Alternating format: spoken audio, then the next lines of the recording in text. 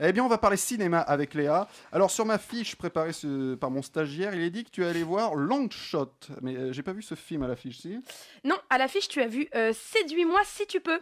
Encore un titre français ringard qui n'a rien à voir avec le film, puisqu'il ne s'agit pas du tout d'une histoire de séduction.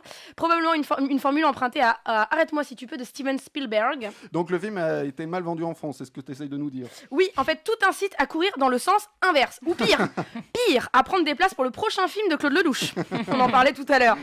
L'affiche est tout simplement dégueulasse et figée, tandis que l'affiche originale est fun, dynamique et politiquement incorrecte. Et ça, c'est cool quand on parle de politique. Alors, justement, ça parle de quoi ? Eh bien, c'est la secrétaire d'État américaine, jouée ici par Charlize Theron, qui s'apprête à annoncer sa démission pour se consacrer à sa campagne présidentielle. Tout porte à croire, en plus, qu'elle pourrait bien être élue première femme présidente des États-Unis. Truc de ouf.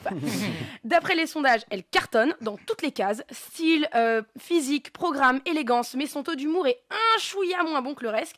Du coup, son équipe a jugé bon de faire appel à un auteur, et ça tombe un peu par hasard ou par la beauté du scénario sur Fred, a.k.a. Seth Rogen, juif démocrate de Brooklyn. Son entrée dans le monde correct de la politique va faire des étincelles à bien des niveaux. Alors, tu as l'air d'avoir aimé. Ah, j'ai adoré.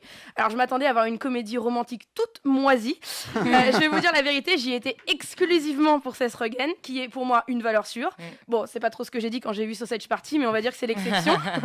Long Shot, en fait, c'est tout sauf une comédie romantique classique, écrite ou plutôt formatée en 3 actes à la con. Ici, le scénario prend la tangente dès que le spectateur anticipe les retournements de situation. C'est tellement rare l'imprévisible dans ce genre de film que c'est à souligner, à surligner et même à mettre en gras. Donc, en conclusion, c'est une comédie loin d'être légère, inspirante et moderne que je recommande à tous ceux qui ont envie de passer un bon moment sans non plus être obligés d'éteindre son cerveau. merci Léa.